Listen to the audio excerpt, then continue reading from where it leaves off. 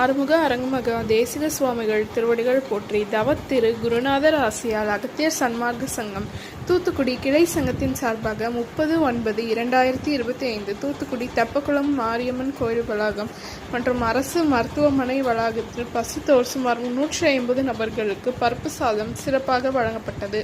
வழங்கியவர்கள் doctor திரு ராகவன் மற்றும் திரு D Surender, Shanmuga Vilas transport, Aruppukottai. அன்னதானத்திற்கு பொருளுதவி செய்தவர்களும் தொண்டு செய்தவர்களும் அவர்கள் குடும்பத்தாரும் எல்லா வளமும் பெற்று சிறப்புடன் வாழ வேண்டுகிறோம்.